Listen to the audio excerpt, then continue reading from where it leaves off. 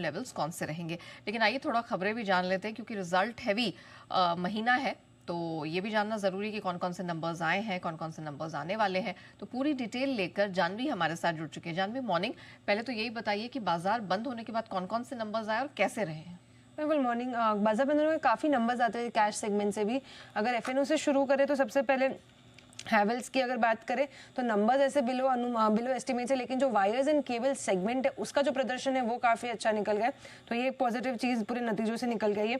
अगर रेवेन्यू देखें तो रेवेन्यू में करीबन 6% की गिरावट आती हुई दिख रही है। 5,440 के पास जो है रेवेन्यू आता हुआ दिखा है। कामकाजी मुनाफे में भी देखें तो करीबन 10% की गिरावट है। मार्जिन भी कंपनी के घट कर है। 9.9% के मार्जिन घट के 9.5% पे आते हुए दिख रहे हैं। तो ओवरऑल देखें तो नंबर्स कमजोर है, लेकिन सेगमेंटल परफॉर्मेंस अच्छी आती हुई दिख रही है। वहाँ पे पीएनबी हाउसिंग की बात करें तो यहाँ पे नतीजे अच्छे हैं। कंपनी का जो एनआईआई है 16% से बढ़कर आया है इस तिमाही में। मुनाफे की भी बात करें तो मुनाफे में भी करीबन 23% की जो है बढ़त है। जीएनपी एनएनपी भी देखें तो लगभग फ्लैटिश है। जीएनपी 1.06% पे इस तिमाही में कंपनी ने दर्ज करा है। निम्स में अगर देखें तो 3.65% की जो निम्स है 3.74% हो चुकी है, तो वहाँ पर हल्की एक बढ़त है। ओवरऑल रियलिटी की अगर बात करें तो इसके नतीजे कमजोर है अनुमान से भी। रेवेन्यू देखें तो रेवेन्यू में करीबन 30% की गिरावट है, घटकर लगभग 990 करोड़ के पास रेवेन्यू इस तिमाही में आया है। कामकाजी मुनाफे में भी लगभग देखें तो 36% की गिरावट आती हुई दिख रही है। 815 का कामकाजी मुनाफा घटकर 521 करोड़ पे इस तिमाही में आए हैं। मार्जिन भी कंपनी के 58% से घटकर 52.7% पे आए। अदर इनकम बढ़ने से कंपनी की जो मुनाफा है वहां पर थोड़ी एक बढ़त आती हुई दिखी। आज कंपनी की कॉन कॉल है 4 बजे, तो उस पर जो अपडेट्स आएंगे, जो गाइडेंस आएगी, उस पर एक नजर है।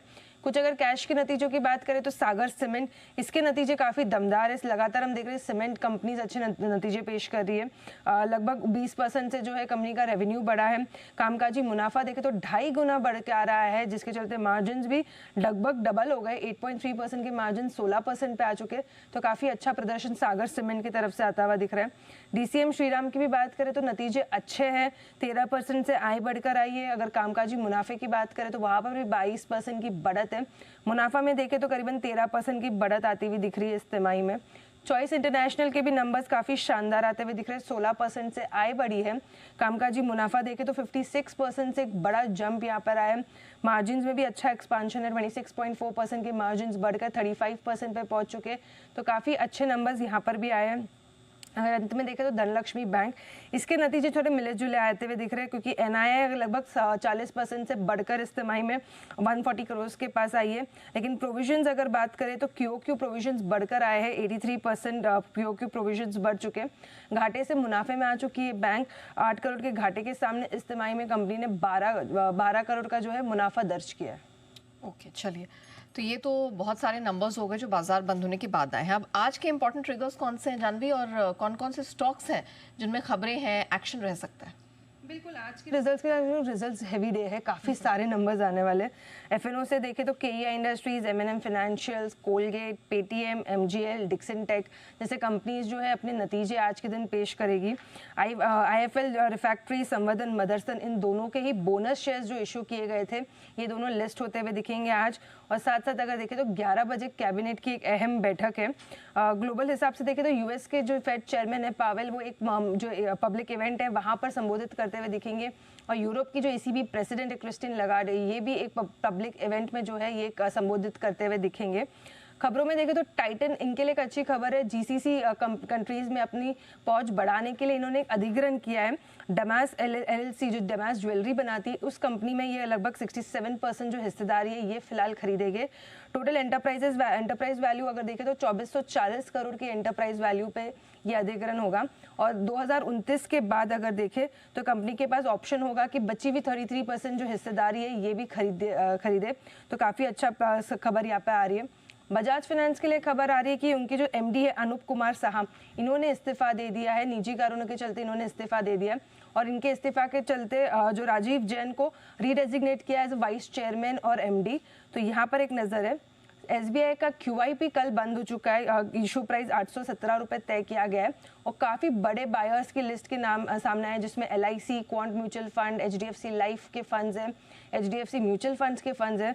तो काफ़ी बड़ा एक्शन यहाँ पर आया है। 361 वैम, आज इसमें एक बड़ी ब्लॉक डील संभव है, लगभग 1740 करोड़ की जो है ब्लॉक डील्स हो सकती है, क्योंकि बेन कैपिटल कंपनी में लगभग 3.7% जो हिस्सेदारी है ये बेच सकते हैं। फ्लो प्राइस जो तय किया गया है मौजूदा भाव से लगभग 5% के डिस्काउंट पे है, और अगर देखें तो फिलहाल बेन कैपिटल की जो हिस्सेदारी है कंपनी में 21.93% पर है, तो यहाँ से ये हिस्सेदारी बेचते हुए दिखेंगे। एफकॉन इंफ्रा भी फोकस में, क्योंकि एक बड़ा ऑर्डर विन हुआ है। पिछले हफ्ते भी इन्हें क्रोशिया से एक ऑर्डर मिला था, आज भी अगर L1 बिडर घोषित हुए 6800 करोड़ के ऑर्डर के लिए। BL कश्यप, इन्हें भी 910 करोड़ का एक ऑर्डर विन हुआ है, जिसके चलते ये भी फोकस में रहेंगे।